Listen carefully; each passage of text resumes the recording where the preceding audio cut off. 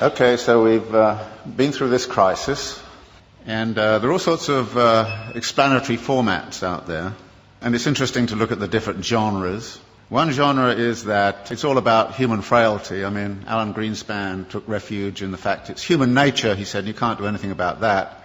But there's a whole world of explanations that kind of say it's the predatory instincts, it's the instincts for mastery, it's the delusions of investors and the greed and all the rest of it. So there's a whole range of discussion of that. And of course, the more we learn about the daily practices on Wall Street, we kind of figure there's a great deal of truth in all of that. The second genre is that there's institutional failures. The regulators were asleep at the switch. The shadow banking system innovated outside of their purview, etc., etc., etc., and therefore institutions have to be reconfigured, and it has to be a global effort by the G20, something of that kind. So we look at the institutional level and say that has failed and that has to be reconfigured. The third genre is to say everybody was obsessed with a false theory. They read too much Hayek and believed in the efficiency of markets, and it's time we actually got back to something like Keynes, or we took seriously Hyman Minsky's theory about the inherent instability of financial activities. The next genre is that it has cultural origins.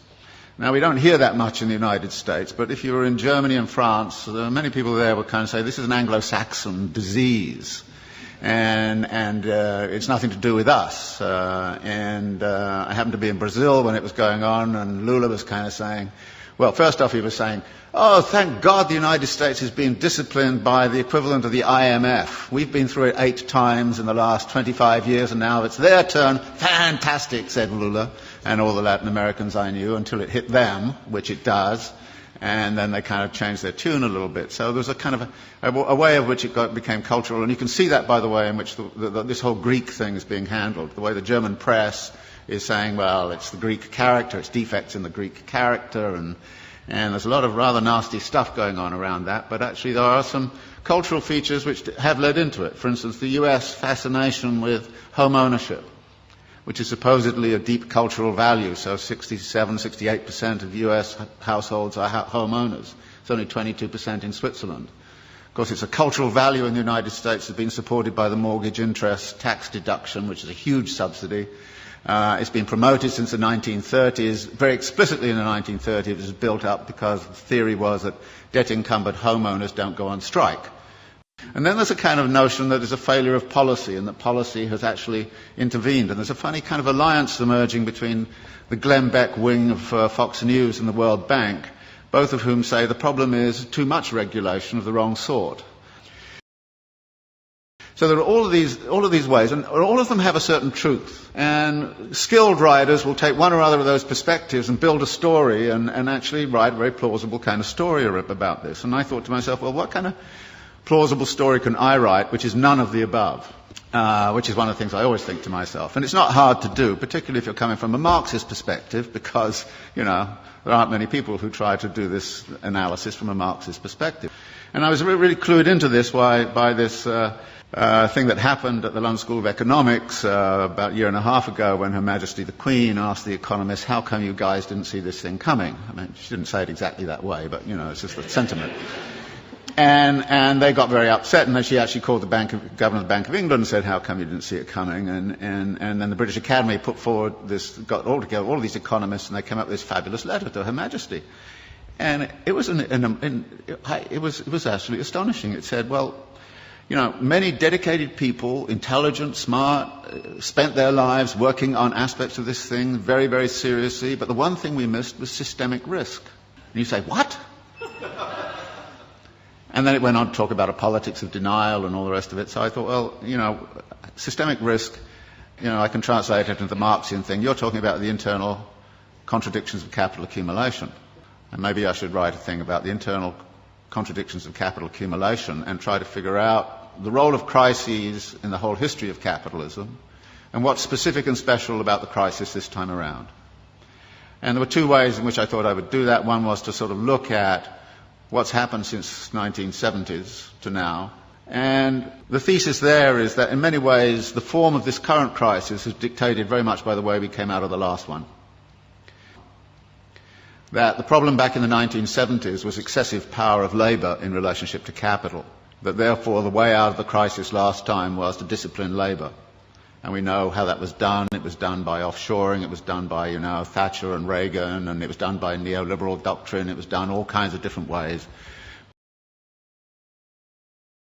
But by 1985 or 86, the labour question had essentially been solved for capital. It had access to all of the world's labour supplies. Nobody in this particular instance has cited greedy unions as the root of the crisis. Nobody in this instance is saying it has anything to do with excessive power of labour. If anything, it's the excessive power of capital, and in particular the excessive power of finance capital, which is the root of the problem. Now, how did that happen? Well, we've been, since the 1970s, in a phase of what we call wage repression, that wages have remained stagnant. The share of wages in national income right throughout the OECD countries has steadily fallen. It's even steadily fallen in China, of all places. So that there are less and less being paid out in wages. Well, wages turn out to be also the money which buys goods. So if you diminish wages, then you've got a problem with where's your demand going to come from? And the answer was, well, get out your credit cards. We'll give everybody credit cards. So we'll overcome, if you like, the problem of effective demand by actually pumping up the credit economy. And American households, British households have all roughly tripled their debt over the last 20, 30 years. And a vast amount of that debt, of course, has been within the housing market. And out of this comes a theory which is very, very important, that capitalism never solves its crisis problems. It moves them around geographically. And what we're seeing right now is a geographical movement of that. Everybody says, well, okay, everything's beginning to recover in the United States, and then Greece goes bang, and everybody says, what about the pigs, And it's interesting. You had a finance crisis, which is in the financial system. You've sort of half solved that, but at the expense of a sovereign debt crisis. Actually, if you look at the accumulation process of capital, you see a number of limits and a number of barriers. And there's a wonderful language that Marx uses in the Grundrisse, where he talks about the way in which capital cannot abide a limit.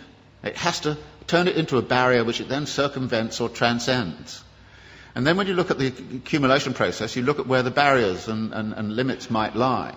And the simple way to look at it is to say, look, the typical circulation process of accumulation goes like this. You start with some money, you go into the market and you buy labour, power and means of production, and you put them to work with a given technology and organisational form.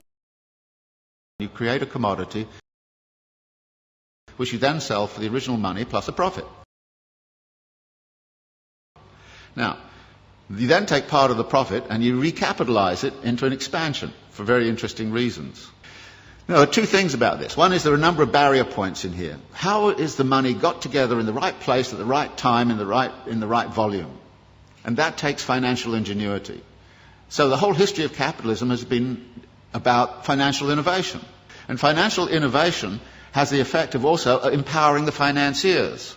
And the excessive power of the financiers can sometimes, they do get greedy, no question about it.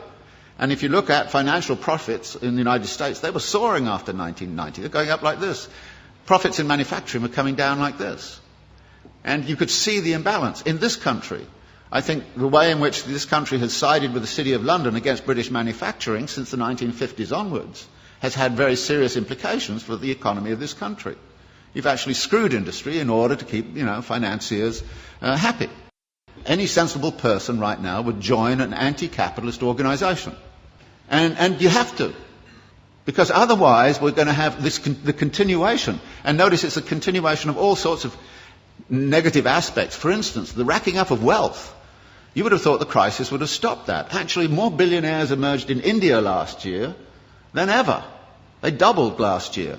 The wealth of the rich, I just read something this morning, in this country has accelerated.